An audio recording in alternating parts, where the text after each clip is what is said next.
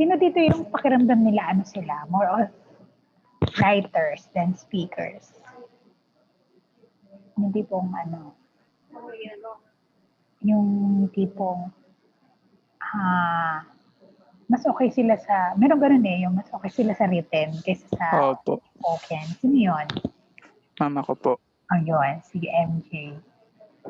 Ang tawag dito. So, definitely na-encounter mo na yung syntax. More nagsusulat ka, kumbaga, narinig mo na once in your life, gano'n. Opo. Sige, based on your schema or based on your stock knowledge, ano yung syntax?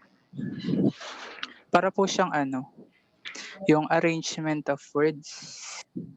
Yes, that's right. Yung arrangement ng words. So basically, yun naman talaga siya in linguistics, is the arrangement of words. So sino pa? Sino pa dito yung baliktad naman? Sino sa tingin yung more on a speaker? Mas yung magaling sa spoken than written. Mas maraming ganon.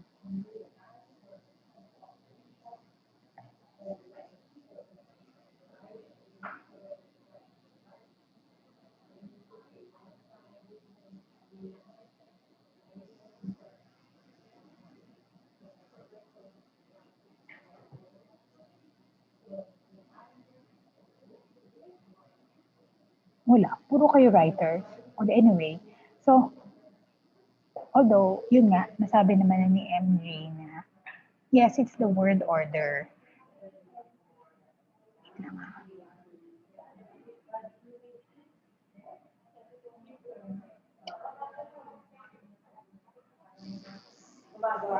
So, its meaning in Greek is syn, which is together. And kaya kung papapasin niyo, lahat ng prefixes with syn, or words beginning with syn, ay parang magkakasama, synchronize, sync.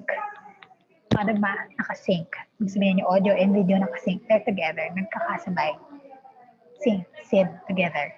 And tax means arranging. So, arranging together.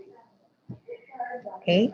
So in grammar, or in linguistics, syntax is a level of grammar that specifically refers to the arrangement of words and morphemes in the construction of structures such as phrases, clauses, sentences. Then also syntax also deals with these combined structures interfacing external behavior such as speech, sound, sign language gestures, and writing to make the combined structure useful in communication. So there's what we will be encountering grammatical and ungrammatical. Sa syntax may ganon. Grammatical and ungrammatical. Okay, so in English, it also deals with the interrelationship of elements that make up sentences and how different rules of arrangement are used to construct elements and questions, commands, and other types of utterances or sentences. So there's a fixed English order. Yun ay karaniwan na subject, verb, and ano yun? Subject, verb, and object. Okay, bago yan. Sige, ano muna tayo? Anyone from the class can answer. Ano yung natatandaan yung first English word nyo? Nung bata pa kayo? Sino yun? Kinay? Hi. Sino yun? Dog, hi. What else? Makalima tayo.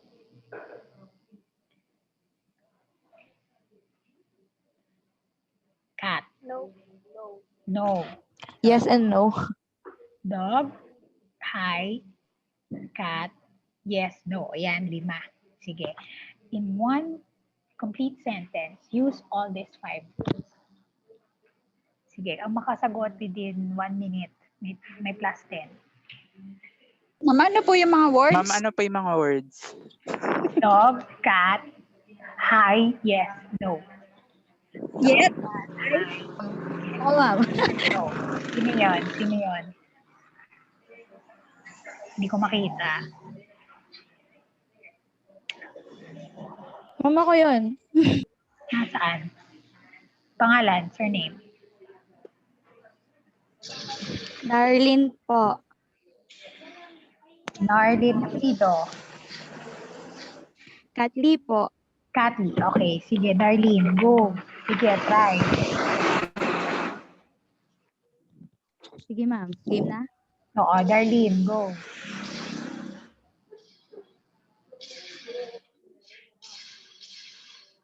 What?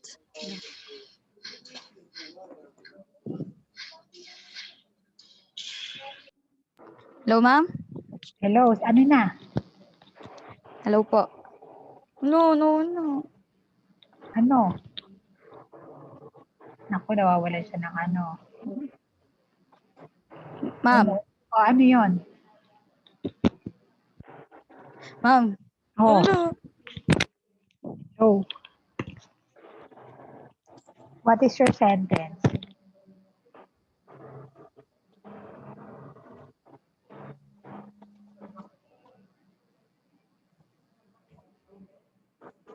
Bakit nawala?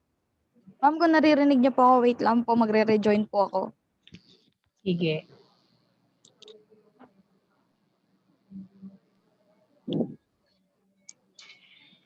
Ma'am, isa lang. Mm-mm. Ma'am, yun lang pong 5 words na yun ang gagamitin. Pwede kayo mag-combine ng iba. Basta within the sentence, nandun yung 5 words. Ma'am, pwede Okay po. po. Sino yan? Trisha po. Oh, go, Trisha. Trisha muna. Iskoy, open mo na nga lang dun sa labas. Ma'am, wait lang po. Kay mami mo. At eto po. Ewan ko kung tama yung grammar. Dapat Pwede po tama check yung grammar. Dapat Para tama yung... makakuha ng 10. Oo. Hala. Eto na po. Sige. A dog say hi to the cat. And the dog asked her if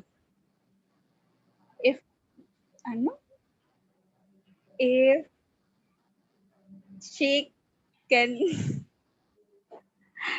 go out with him. The dog said, answer me, yes or no. Sige. Bibigyan kita ng 8. Thank you Plus po. 8 points para plus 8 sa exam. O, sino? O, Darlene, ikaw na. Sino yon? Trisha. Pelido. Reyes po. Yes. O, sige, next. O, Darlene, ikaw na. Ako na, ma'am? Oo. Ma'am, naririnig niyo na po ako. Oo, naririnig na kita. Kanina po. O, naririnig kita ako, hindi mo ako naririnig. Hindi po. Dali na. Game na, ma'am. Ano po?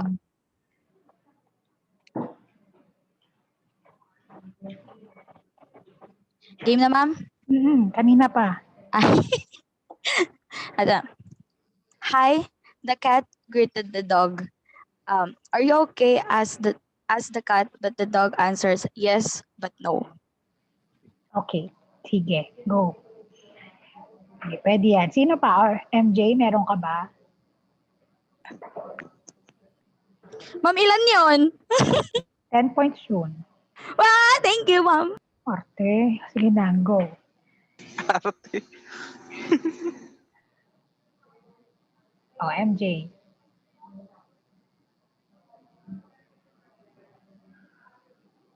Ma'am, wala pa po ako maisip. Wala. Baka may iba. Last call.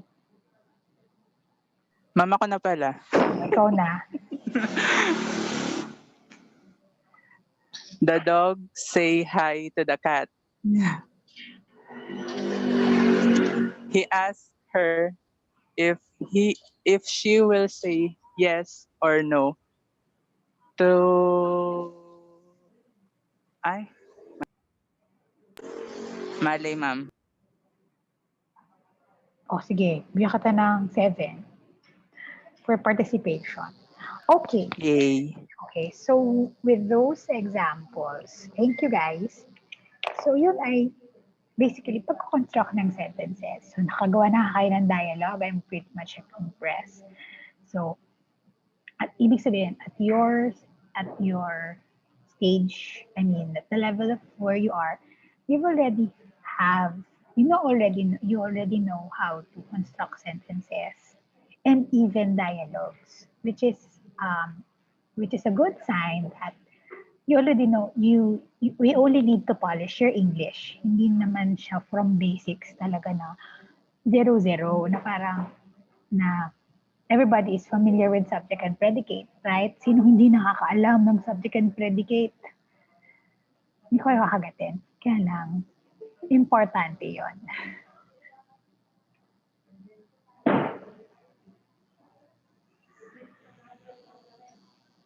Are we all familiar with subject and predicate, guys?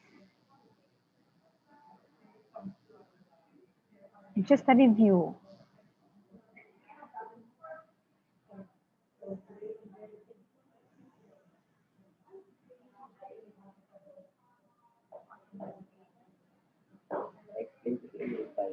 Just a review. What is the Yes, ma'am. subject of the sentence? Sino to? Sorry, kung nakikita yung iba. Introduce yourself, please. Ako po, si Darlene po. Okay, Darlene, sige. Ano, hindi mo tinatanong niya lang kung familiar sa subject and predicate. Okay, sige. So at least may familiar sa subject. Diba, yan po yun, ma'am, yung ano, every sentence, merong subject and predicate lang. Diba? Yes.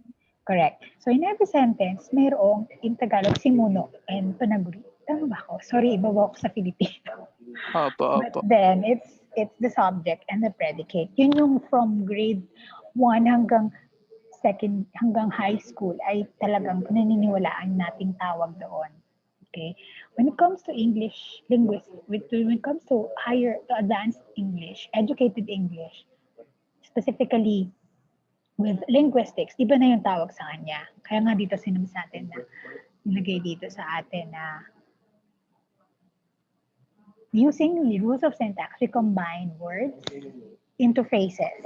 Kanina ginawa natin yan. Yung 5 words, sinamahan siya ng ibang mga phrases to create phrases, and these phrases will come up into sentences. Yung phrases na yan, little that we know, ay yung general na tawag or magiging general na tawag sa terms that's appropriate for linguistics. When we talk about having the subject and having the predicate, how? There's what we call the tree diagram. Kita ko kung na-browse nyo na itong, ay wala pala sa lecture na to. Doon sa susunod na lecture, meron tayong tinatawag na tree diagram. Ang nandito sa lecture na to, yung types of phrases. If you have read, merong noun phrase, verb phrase, adjective phrase, adverbial phrase, prepositional phrase. Okay? So what are these? Sabihin, phrases, combined phrases would come up into sentences. And that is basically parang the umbrella of syntax. And combined sentences will come up into dialogues, or if not dialogues, paragraphs. And then into one entire discourse. Okay? So, ang basic so to transform yung inyong subject and predicate knowledge from now on, we will call them as the basics of having the noun phrase and the verb phrase. Yung noun phrase, usually yun yung subject part. Yung verb phrase, alam naman natin na nandun yung verb. Tinatawag natin predicate. Yung predicate rather, na tinatawag natin verb, tatawagin na natin yun yung verb phrase kasi nandun yung verb na part. Okay? So English has fixed subject, verb, object, word order. Yan ang talaga lagi. Example, so masasabi natin grammatically correct pag may subject. Susundan ng verb, susundan ng object, or kung intransitive verb, wala na object. Dalawa lang sila, isang subject at isang predicate, or isang noun phrase at isang verb phrase. Pwede ba ma'am, no, word lang yung noun phrase? Oo. Kasi, kasi pag in linguistics, pag sinabi mong she danced, she yung noun phrase, dance yung verb phrase. Kumbaga, ang tawag, title na ang tawag doon sa predicate at subject. Kinonvert na natin into noun phrase and verb phrase. Okay? So ito, so therefore, the children took all the apples is grammatically correct. Meanwhile, yung took all the apples to children, that is grammatically incorrect. So yon. When we say that that the syntactic rule are basically subconscious. Diba? We are using it without na hindi tayo nako-conscious kung tama o mali. Subconscious, gumagana lang siya, just there. It's just floating in your head. Pero ganun, functioning siya. Especially when we speak, hindi ka naman, it's rarely na hindi ka magsasalita on a day. Diba? Somehow, pati minsan na kinakausap mo na yung sarili mo, still, it's a conversation. Tandaan, hindi pala kayong comma 100. At sa comma 100, di ba meron tayong tinatawag intrapersonal communication. You internalize. You talk to yourself. Conversation pa rin yun. Anyway, subconscious siya. We mean several things. So we mean several things when we think on subconscious. People apply the rules of their language automatically sa atin. Sa Filipino, when we talk in Tagalog, kung ano yung language, rules ng language natin, we apply it automatically. Kasi subconscious na siya, gumagana na sa utak. Pag sinabi mo, mama, kukuha ko ng pera sa wallet mo, yung kasama na yun. Subconscious kasi, sinasabi mo na siya. Hindi mo na kailangan, as compared sa second language learner, iisipin mo muna, kukutsak mo muna sa isip mo. Kaya nagkakaroon tayo ng hirap when it comes to learning or translating everything in English or speaking everything in English. Kasi nagtatranslate tayo sa isip natin because we don't use the language subconsciously. Ang nasa isip natin, unang language ay Filipino or your mother tongue. Hindi natin sila natatranslate instantly on English. When scholars recommend that if you're a second language learner and you're learning it and you really want to learn the language quickly, you think using the language. If it's possible, yung mga tips pa nga, you label everything in your room using that language. Example, you're studying Spanish, then the door, you label it. I forgot it's puerta. Lagusan yung puerta, I think. Or it's the book, if there are books, libro. You also label the CR, banyo, something like that. You label everything by the second language that you are learning. You see, for example, in Korean, you label it kung kaya niya ng Hangul. Babad sa presensya mo, babad sa iyong salita, tulad ng isang usa, laging uhaw sa iyo. John Paul. Open mic po lang. May intermission number. Kasi kanina di ako narinig. Kumakanta ako. Kanina ka pa. Ma'am, tawan-tawa ako, ma'am. Kanina ka pa. Kanina pa yan, nagbebenta ng Yossi yan, ma'am, kanina. Oo, meron. Meron guys, narinig niyo ba? Narinig ako eh. Ganda ng intermission number eh, no? Banat na banat yung kanta. Sorry po. Hindi ko po. Nakapost pa rin mic ko. Unang narinig ko lang yung ano. Ma'am, di ba po i-upload nyo po yung record? Ang sakit sa panga, ma'am. Ma'am, pwede i-upload sa Facebook yun, ma'am. Masaya. Kakahiya. Nakapinay ko. Pang PBB. Ang sarap ng pangat. Yan po, lala na, pasok ka na kaagad sa PBB. Biglang Oo. ganun eh. Abangan ko Promote. na lang. Abangan na lang natin yan pag pinost na ni ma'am yung recording sa sa classroom. Naiiyak na si ma'am. Ano? Biglang ganun eh. Kanina kasi di ako Biglang naririnig. banat. Oo nga eh. Ma'am, go na ma'am. Ma'am, wag po kayong umiyak. Ala, John Paul, pinaiyak mo si ma'am. Lagot ka. Panagutan mo si ma'am. Proceed na po tayo. Huwag niyo na Okay. pong pansinin yun. May mag-i-slice na nung recording ko. May magda-download na yan. Tapos kunin yung portion. Yun na, tapos ang caption. Ang caption, ang nakalagay. Ano yun? Yung nasa kalagitnaan kayo ng online class. Tapos may biglang, Baba. Ayan, nabigyan ko na kay idea. Ma'am, tama na. Ma'am, salamat po sa idea. Alam niyo na, tag niyo ako ha. Ama, sige po, ma'am. Tag niyo. Tama na ma'am. Okay. Tama na yan. Okay, game. Mag-meet na tayong lahat. Mag-meet na kayo. Baka mamaya marinig pa. Okay.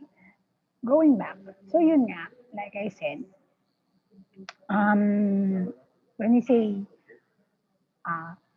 yung syntax on our own language, it's just but automatic.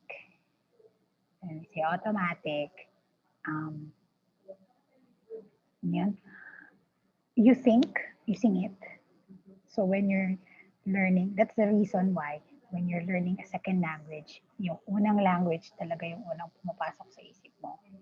And then, tina-translate mo siya. Yun yung natural way of doing it. Tina-translate mo siya sa isip mo. Kaya ang tagal mo mag-process into translating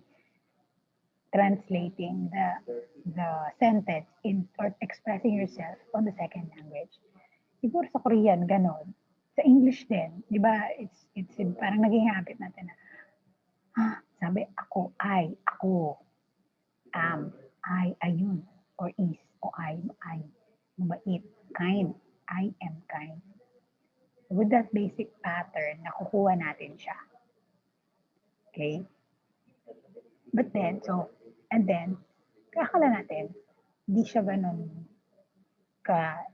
there's nothing special about it. Second, so syntax, and it's saying it subconscious, using syntax of language is usually obligatory. Kaya nga, especially in English, kaya nga nagkakaroon pa rin ng stigma na English is the basis of intelligence, which is wrong. Nagtuturo na ako ng English language, pero I do not tolerate yung di porke magaling mag-English yung isa, mas matalino na. Hindi. Magkakaiba tayo ng abilities, magkakaiba tayo ng skills, ng galing. So, do not judge the person just because hindi magaling yung, or because mali-mali yung kanyang pronunciation. Because iba-iba tayo ng field. Perhaps, nasa field ng tao na yun, hindi niya minag-master.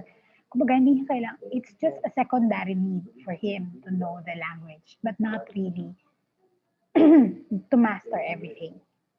Then, parang, kailangan alam lang niya yung mga kailangan niya sa English. Say, for example, meron sa mga lawyers, meron silang tinatawag na writing or English writing for law. Alam ko parang ganon. So, yung mga terms na kailangan doon ay yung terms for law makers or for a lawyer, for attorney. Hindi nila pag-aaralan itong ganitong linguistics. Kasi this is the English, ito yung English subjects na meant for those who will master the language. The English language. Pero sa inyo, since you will be English teachers, though it hurts, at masakit na expectation, at masakit na reality, kailangan talaga aralin natin. Kasi, pag sa totoong nagtrabaho na after you graduate or even, totoo, nangyayari to, ngayon pa lang, sabi, di ba English major ka? Nag-aaral ka, di ba English major ka? Gaganyan din kayo ng mga, minsan kasama niyo sa bahay, o yung mga tito-tita ninyo. Turuan niyo itong pwede mag-English, yung sagutan niyo English niya. O kaya, lahat ng subject na tungkol na English related, kayo yung lalapitan. True. Di ba? So in reality yun, masakit siyang isipin na nandjudge tayo agad-agad na tapos pag sinabi, pag namali ka ng turo, sabihin English major ka pa naman, mali-mali yung turo mo. Masakit. Kaya parang it's our obligation to really learn, obligado, to really learn and widen up our vocabulary and hindi ka magyayabang ka. At hindi dahil mas matalino ka sa kanila. Kasi yun yung expected from you. And siguro, yun yung reality na kailangan mong harapin. Although, dapat, hindi ka for them, hindi mo gagalingan for them, gagalingan mo for your own growth.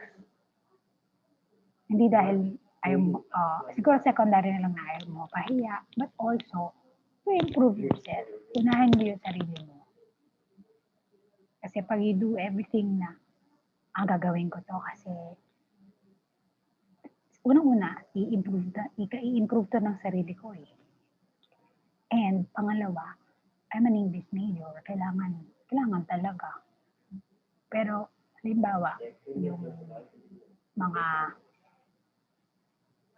dito, may mga may encounter tayo na mga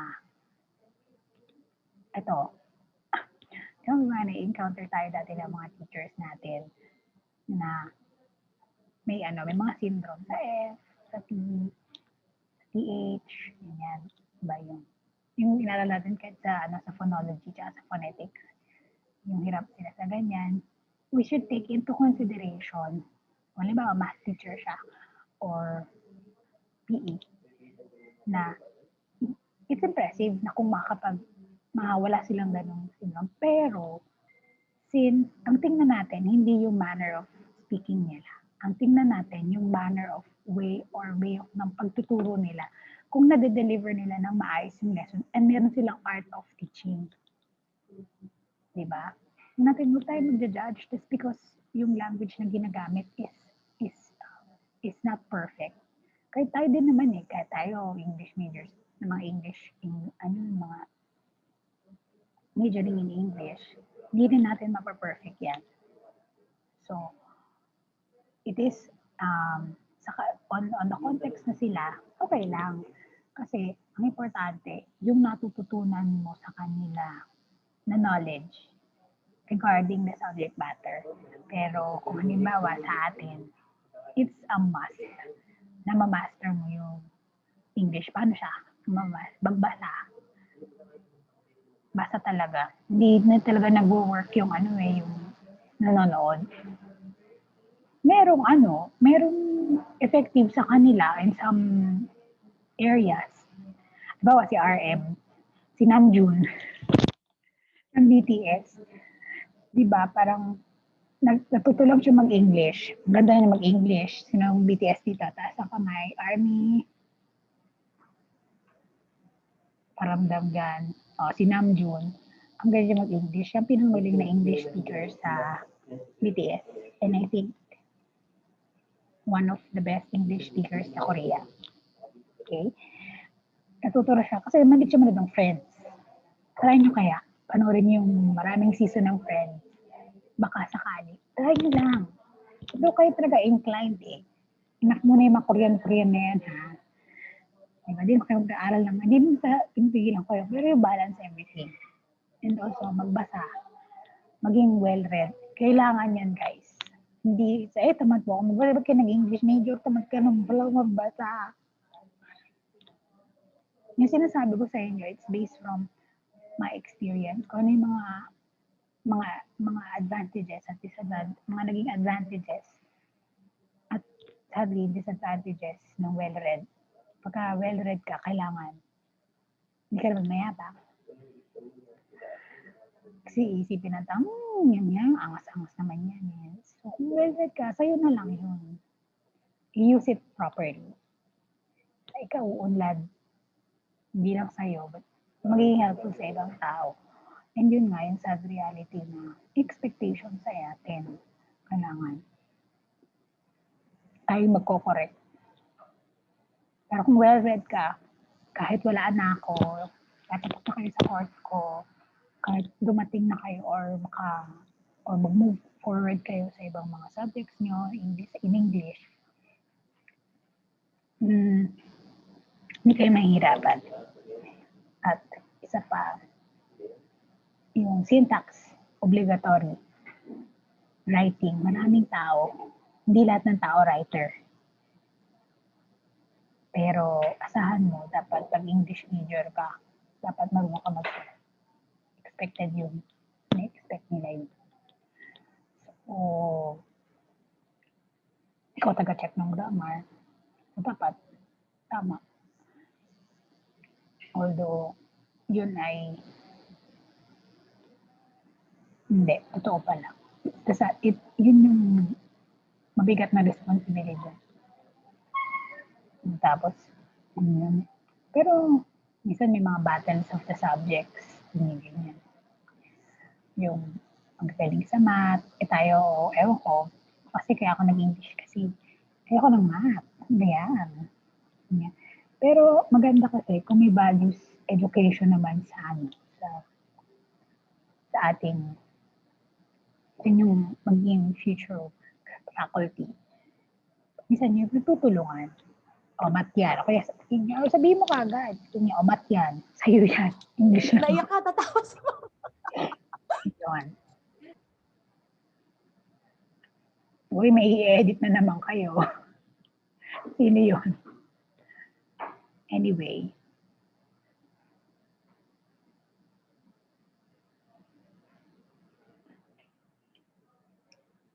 Ayun pa. Next. Unless you make the grammar illicit or detailed that you are consciously aware of, detailed na, tapos aware ka pa doon sa grammar, can't change it. Kumbaga, hindi mo babago yung syntax unless kaya mo siyang i-manipulate. Yun lang yun. Of course, you under certain circumstances, you might do that. Example, if you're trying to imitate a dialect different from your own, you might study the grammar of your way of speaking and compare it to another.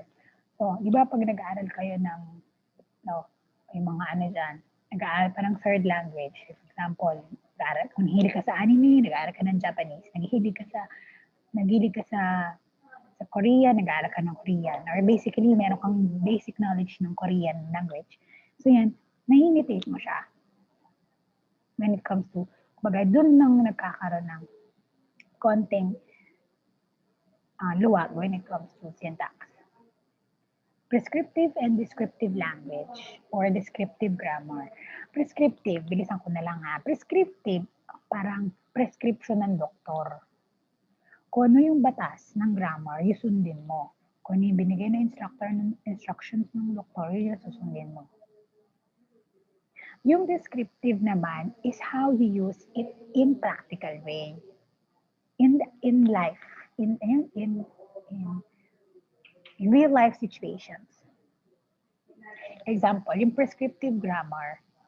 Pala yung example wala ko example niya. Hindi ko sila pinapara sa inyo kay Mikey Bustos.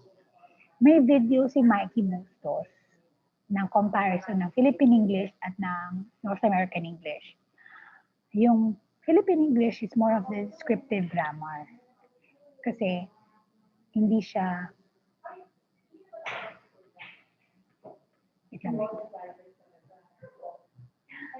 ito lang, bilisan ko lang. Okay. Yung descriptive, di ba, meron translation na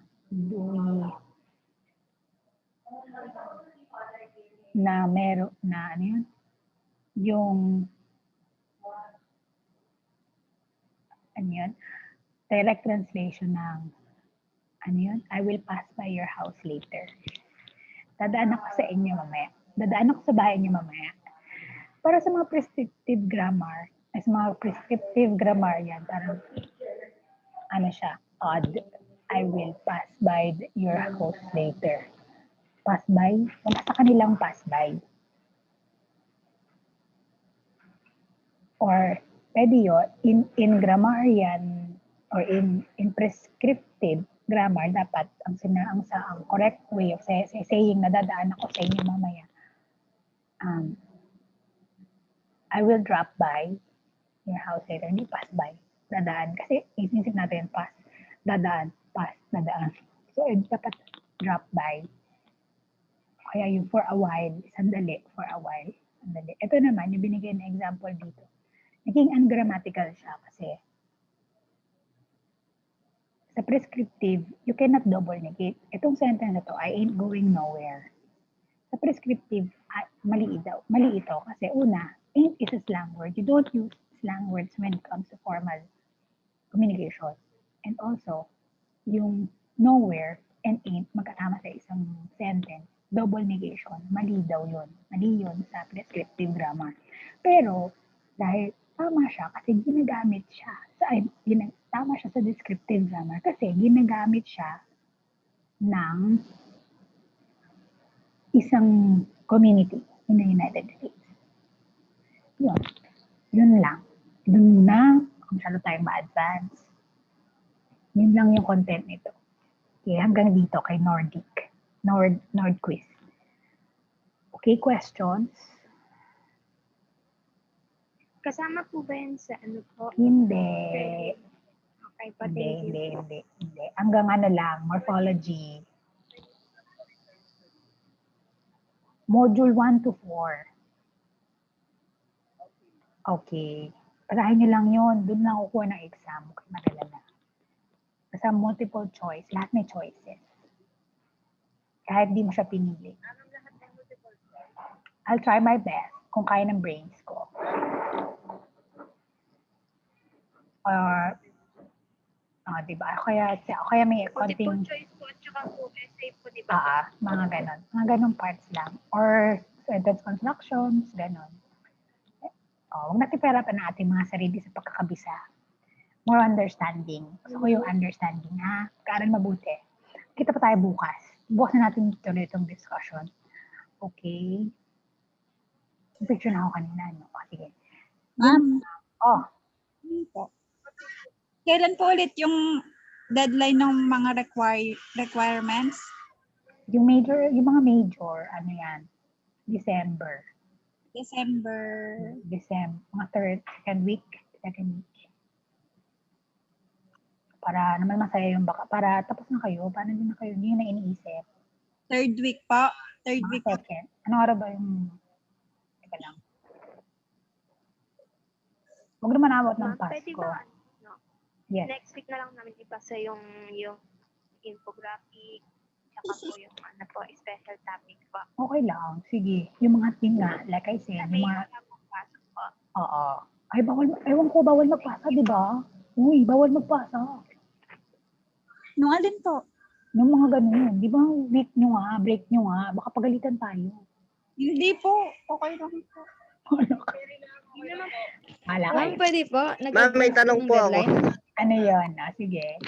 Pwede po bang Kumanta. kuhanin ulit yung yung card pag napasa na po sa Office of Registrar? Hindi ko alam. Ay, hindi po alam. Anong Ma'am, hindi pa po kasi siya Thank you po po. naayos. Gulo-gulo pa daw po. Opo. antayin nyo Opo. muna. Sayang po yung 7.5 ni Maring Lorna. Oo nga. Sabi mo, Xerox muna. Oo, kay Maring Lorna. MJ, kanina si Okay na Mar tayo. Siya ni Paring Daniel. 3,000 lang kay paring Ma'am, Daniel. i-upload nyo na po ba yan? Ito namin. Abangan nyo na. May picture na kami kanina. Ma'am, picture pa. Sige. Yun na. Ma'am, isa pa. Okay. 1, 2. Dali na. 1, 2, 3. Diba? Doon sa kabila.